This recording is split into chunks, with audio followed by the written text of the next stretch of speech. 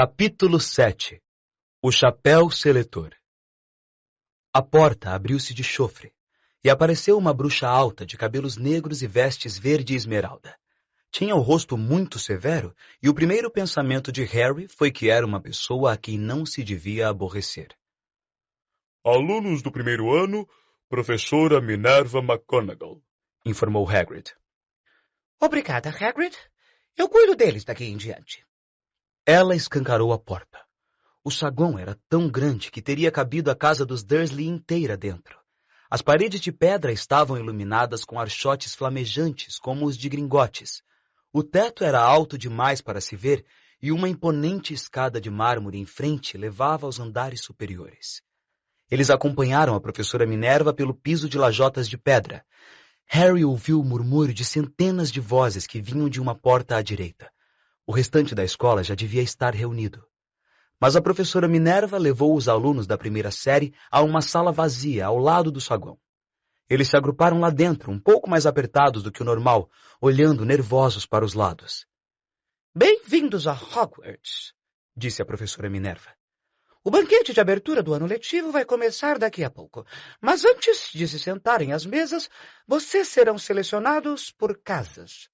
A seleção é uma cerimônia muito importante porque, enquanto estiverem aqui, sua casa será uma espécie de família em Hogwarts. Vocês assistirão a aulas com o restante dos alunos de sua casa, dormirão no dormitório da casa e passarão o tempo livre na sala comunal. As 4 casas chamam-se Grifinória, Lufa-Lufa, Corvinal e Sonserina. Cada casa tem sua história honrosa e cada uma produziu bruxas e bruxos extraordinários. Enquanto estiverem em Hogwarts, os seus acertos renderão pontos para sua casa, enquanto os erros a farão perder. No fim do ano, a casa com o maior número de pontos receberá a taça da casa, uma grande honra. Espero que cada um de vocês seja motivo de orgulho para a casa a qual vier a pertencer. A cerimônia de seleção vai se realizar dentro de alguns minutos na presença de toda a escola. Sugiro que vocês se arrumem o melhor que puderem enquanto esperam. O olhar dela se demorou por um instante na capa de Neville, que estava afivelada debaixo da orelha esquerda, e no nariz sujo de Rony. Harry, nervoso, tentou achatar os cabelos. Voltarei quando estivermos prontos para receber vocês, disse a professora Minerva. Por favor, aguardem em silêncio. E se retirou da sala. Harry engoliu em seco. Mas como é que eles selecionam a gente para as casas? Harry perguntou a Rony.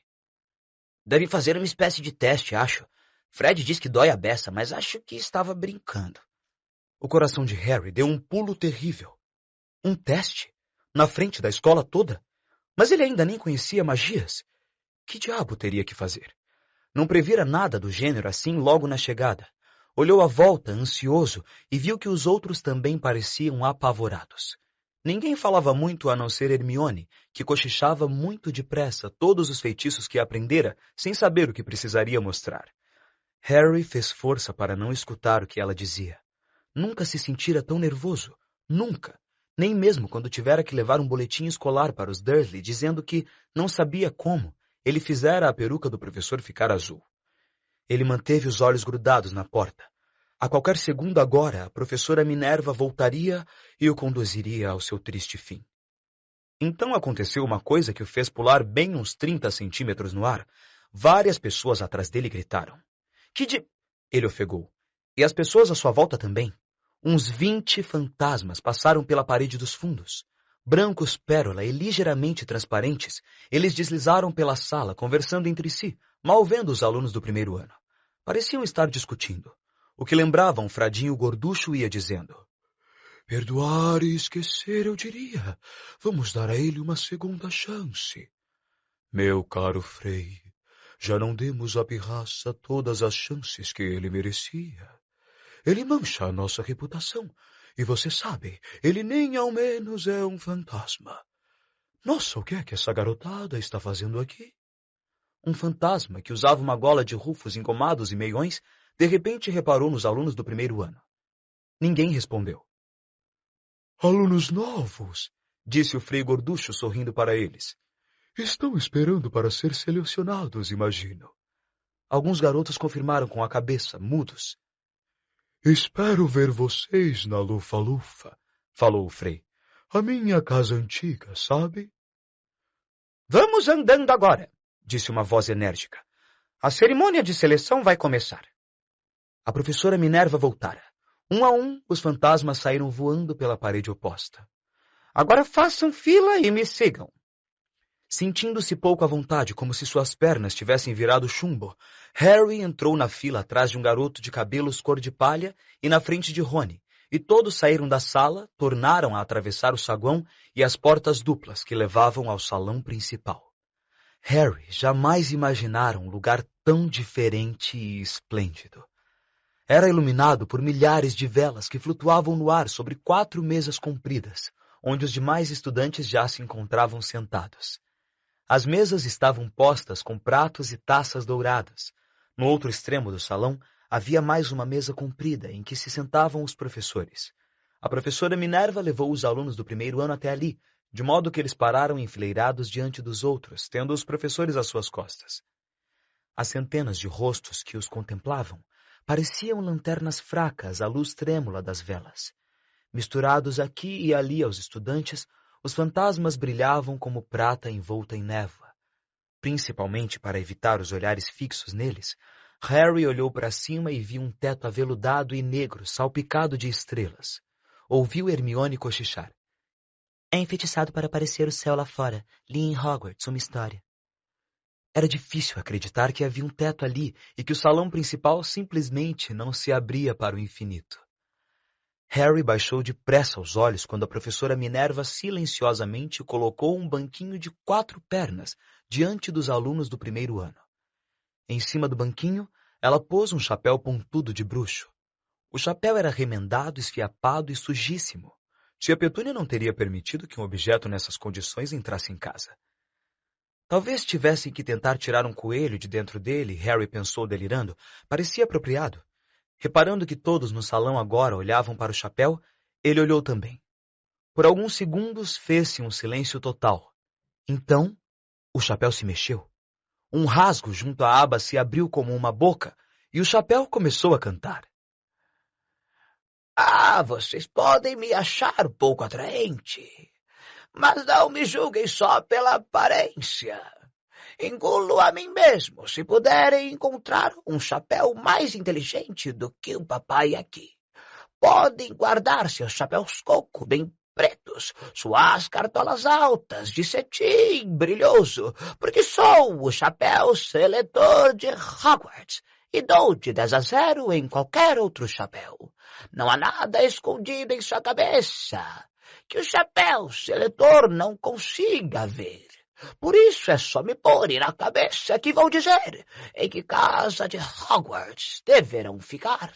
Quem sabe sua morada é a Grifinória, casa onde habitam os corações indômitos, ousadia e sangue frio e nobreza. Destacam os alunos da Grifinória dos demais. Quem sabe é na Lufa-Lufa que você vai morar, onde seus moradores são justos e leais, pacientes, sinceros, sem medo da dor. Ou será a velha e sábia Corvinal, a casa dos que têm a mente sempre alerta, onde os homens de grande espírito e saber sempre encontrarão companheiros seus iguais. Ou quem sabe a Sonserina será sua casa, e ali fará seus verdadeiros amigos, homens de astúcia que usam quaisquer meios para atingir os fins que antes colimaram.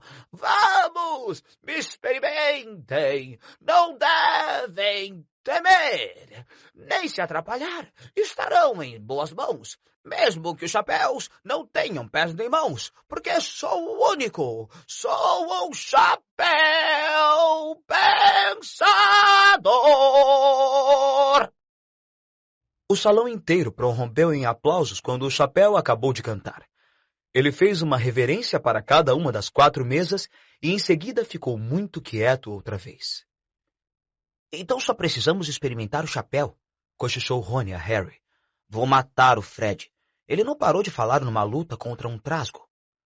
Harry deu um sorriso sem graça. Experimentar um chapéu era bem melhor do que precisar fazer um feitiço, mas desejou que pudessem ter experimentado o chapéu sem toda aquela gente olhando. O chapéu parecia estar pedindo muito. Harry não se sentia corajoso, nem inteligente, nem qualquer outra coisa naquele momento. Se ao menos o chapéu tivesse mencionado uma casa para gente que se sentia meio nervosa, quem sabe teria sido a sua casa. A professora Minerva então se adiantou, segurando um longo rolo de pergaminho. Quando eu chamar seus nomes, vocês porão o chapéu e se sentarão no banquinho para a seleção. Anna Abbott. Uma garota de rosto rosado e Marias Chiquinhas louras saiu aos tropeços da fila, pôs o chapéu, que lhe afundou direto até os olhos, e se sentou. Uma pausa momentânea. Lufa-lufa! Anunciou o chapéu. A mesa à direita deu vivas e bateu palmas quando Ana foi se sentar à mesa da Lufa-lufa. Harry viu o fantasma do Frei Gorducho acenar alegremente para ela. Susanna Bones. Lufa-lufa! Anunciou o chapéu outra vez, e Susana saiu depressa e foi se sentar ao lado de Ana. Terêncio Boot. Corvinal! Desta vez foi a segunda mesa à esquerda que aplaudiu.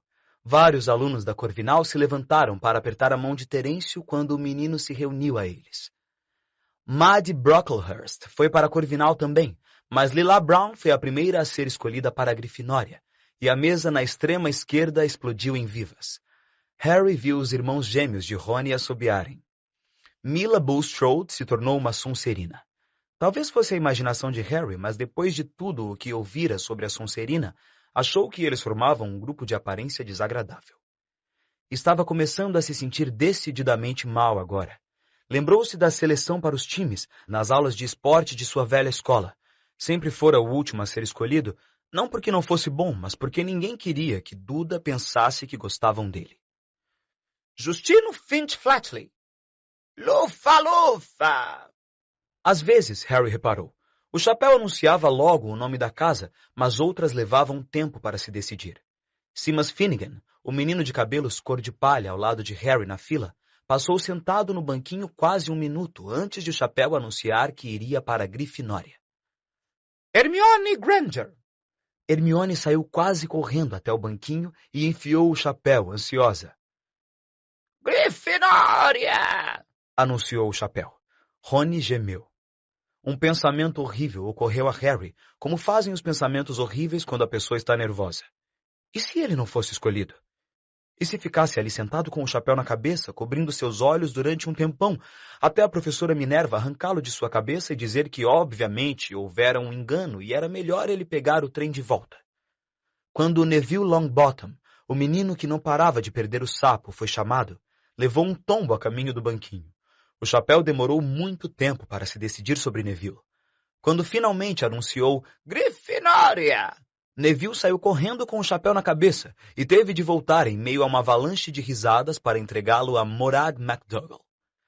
Malfoy se adiantou gingando quando anunciaram seu nome e teve seu desejo realizado imediatamente.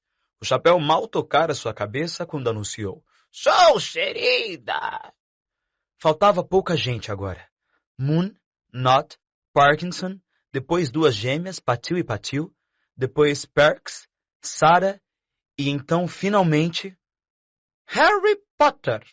Quando Harry se adiantou, correu um burburinho por todo o salão como um fogo de rastilho. Potter foi o que ela disse? O Harry Potter? A última coisa que Harry viu antes de o chapéu lhe cair sobre os olhos foi um salão cheio de gente se espichando para lhe dar uma boa olhada. Em seguida, só viu a escuridão dentro do chapéu. É difícil, muito difícil. Bastante coragem, vejo. Uma mente nada má. Há talento. Minha nossa, uma sede razoável de se provar. Ora, isso é interessante. Então, onde vou colocá-lo? Harry apertou as bordas do banquinho e pensou, Sonserina não, Sonserina não. Sonserina não, hein? Disse a vozinha. Tem certeza? Você poderia ser grande, sabe? Está tudo aqui na sua cabeça e a Sonserina lhe ajudaria a alcançar essa grandeza, sem dúvida nenhuma, não? Bem, se você tem certeza, ficará melhor na Grifinória. Harry ouviu o chapéu anunciar a última palavra para todo o salão. Tirou o chapéu e se encaminhou trêmulo para a mesa de Grifinória. Sentia tanto alívio por ter sido selecionado e ter escapado de Sonserina que nem reparou que estava recebendo a maior ovação da cerimônia. Percy, o monitor, se levantou e apertou sua mão com energia, enquanto os gêmeos Weasley gritavam: "Ganhamos Potter! Ganhamos Potter!" Harry sentou-se de frente do fantasma com a gola de Rufus que vira antes da cerimônia. O fantasma lhe deu uma palmadinha no braço, produzindo em Harry a sensação horrível e repentina de que acabara de mergulhar num balde de água gelada. Agora ele via bem a mesa principal. Na extremidade mais próxima sentava-se Rubio Hagrid, cujo olhar encontrou o seu e lhe fez um sinal de aprovação. Harry retribuiu seu sorriso. E ali, no centro da mesa principal, em um cadeirão dourado, encontrava-se Alvo Dumbledore. Harry o reconheceu imediatamente pela figurinha que tirara no sapo de chocolate comprado no trem. Os cabelos prateados de Dumbledore eram a única coisa no salão inteiro que brilhava tanto quanto os fantasmas. Harry viu o professor Quirrell também, o rapaz nervoso do caldeirão furado. Parecia muito extravagante num grande turbante púrpura. E agora só faltavam 3 pessoas para serem selecionadas. Lisa Turpin virou uma corvinal, e depois foi a vez de Rony. A essa altura, ele estava branco e esverdeado. Harry cruzou os dedos sob a mesa para dar sorte, e 1 segundo depois o chapéu anunciou: "Grifinória!" Harry bateu palmas bem alto com os demais quando Rony se largou numa cadeira a seu lado. "Muito bem, Rony, excelente!" disse Percy Weasley pomposamente por cima de Harry, na mesma hora em que Blas Zabini era mandado para Sonserina. A professora Minerva enrolou o pergaminho e recolheu o chapéu seletor. Harry baixou os olhos para o prato dourado e vazio diante dele. Acabara de perceber como estava faminto. As tortinhas de abóbora pareciam ter sido comidas havia anos. Alvo Dumbledore se levantara. Sorria radiante para os estudantes, os braços bem abertos, como se nada no mundo pudesse ter-lhe agradado mais do que vê-los todos reunidos ali. "Sejam bem-vindos", disse. "Sejam bem-vindos para um novo ano em Hogwarts. Antes de começarmos nosso banquete, eu gostaria de dizer umas palavrinhas. Pateta, chorão, destabocado, beliscão. Obrigado." E sentou-se. Todos bateram palmas e deram vivas. Harry não sabia se ria ou não. "Ele é um pouquinho maluco?" perguntou incerto a Percy. "Maluco?" disse Percy despreocupado. "Ele é um gênio, o melhor bruxo do mundo. Mas é um pouquinho maluco, sim. Batatas, Harry." O queixo de Harry caiu. Os pratos diante dele agora estavam cheios de comida. Ele nunca vira tantas coisas que gostava de comer em uma mesa só. Rosbife, galinha assada, costeletas de porco e de carneiro, pudim de carne, ervilhas, cenoura, molho, ketchup e, por alguma estranha razão, docinhos de hortelã. Não é que os Dursley tivessem deixado Harry com fome, mas nunca lhe permitiram comer tanto quanto quisesse. Duda sempre tirava tudo que Harry realmente queria, mesmo que acabasse doente.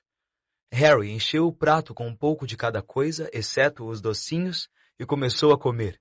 Estava tudo uma delícia.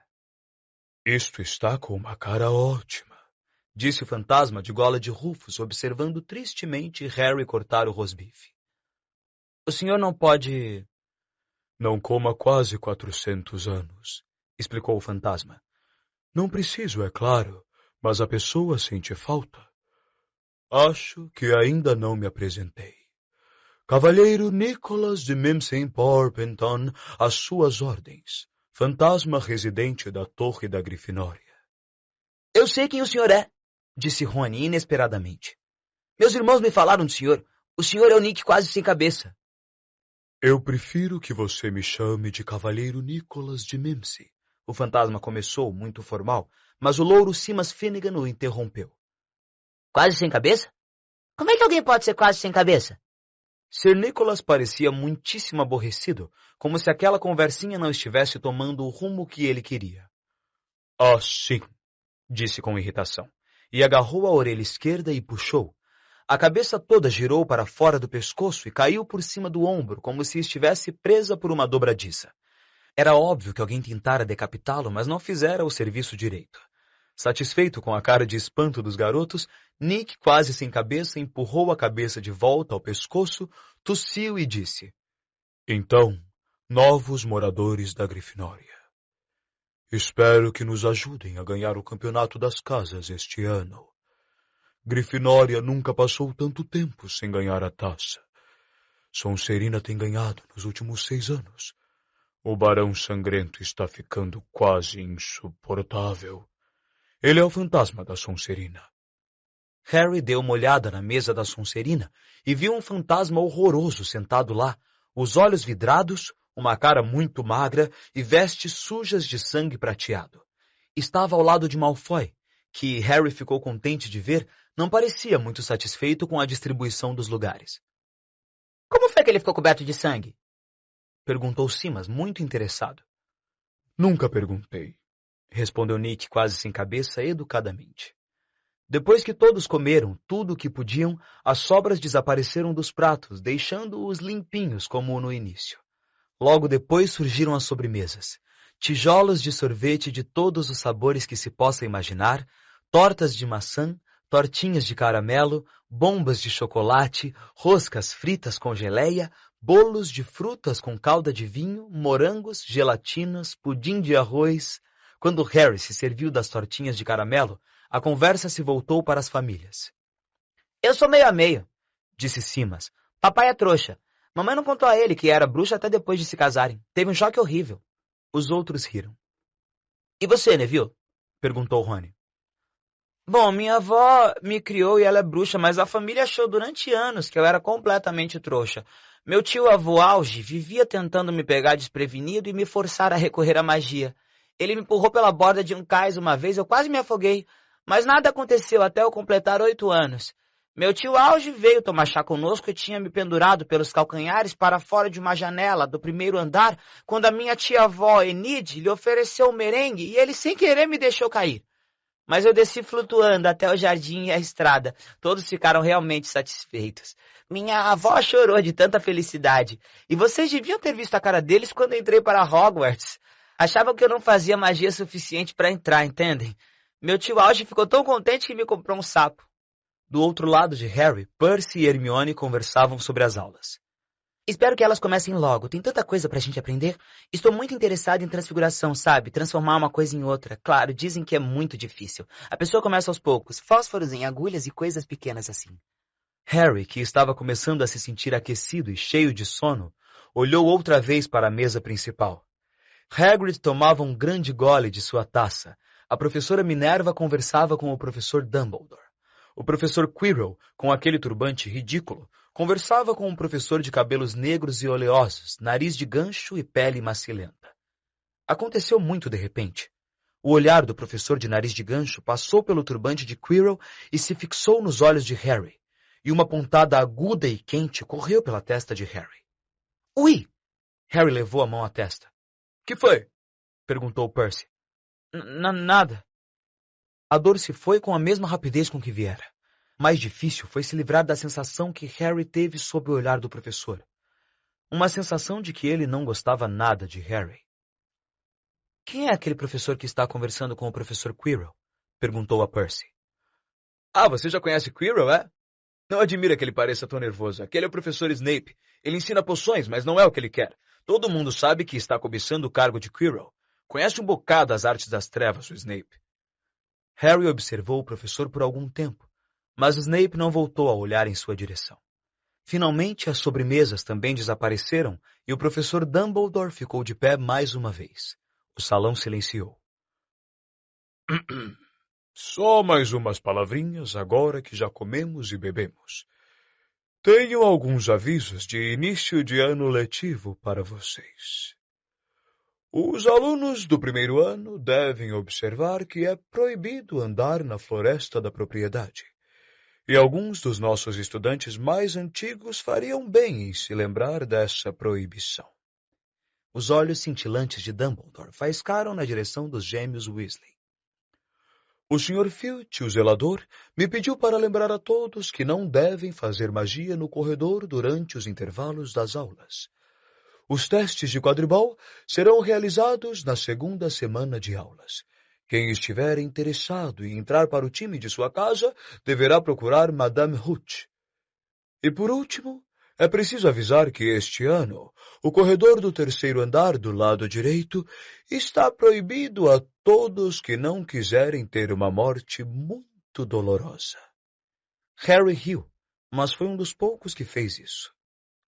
Ele não está falando sério, cochichou a Percy. Deve estar, respondeu Percy, franzindo a testa para Dumbledore. É estranho, porque em geral ele sempre nos diz a razão por que somos proibidos de ir a algum lugar. A floresta está cheia de animais selvagens, todo mundo sabe disso. Acho que poderia ter dito aos monitores, pelo menos. E agora, antes de irmos para a cama, vamos cantar o hino da escola, exclamou Dumbledore.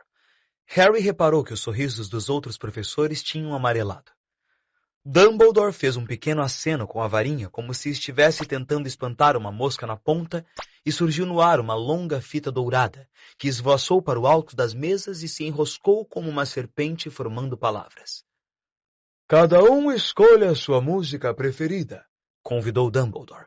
E lá vamos nós.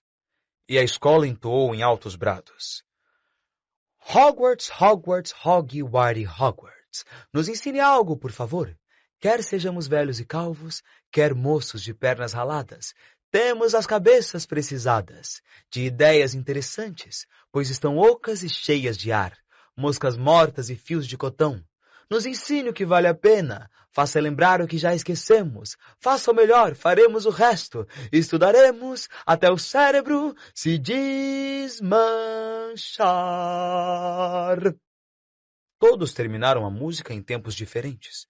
E por fim só restaram os gêmeos Weasley cantando sozinhos ao som de uma lenta marcha fúnebre. Dumbledore regeu os últimos versos com sua varinha, e quando eles terminaram, foi um dos que aplaudiram mais alto. Ah, a música, disse secando os olhos. Uma magia que transcende todas que fazemos aqui. E agora, hora de dormir. Andando!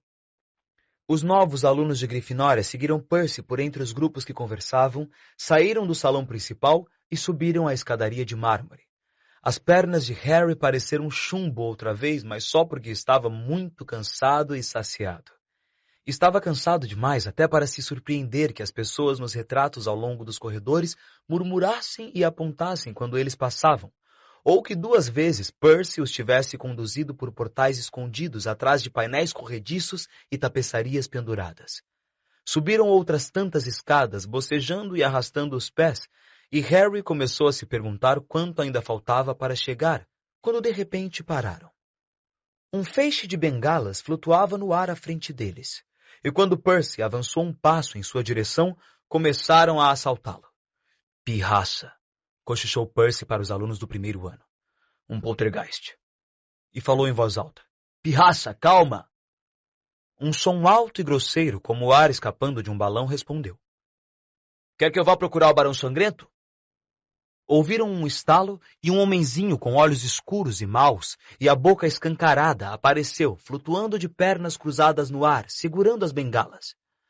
Ah! Disse com uma risada malvada. Calorinhas, que divertido! E mergulhou repentinamente contra eles. Todos se abaixaram. Vá embora, pirraça, ou vou contar ao barão, e estou falando sério, ameaçou Percy. Pirraça estirou a língua e desapareceu, largando as bengalas na cabeça de Neville.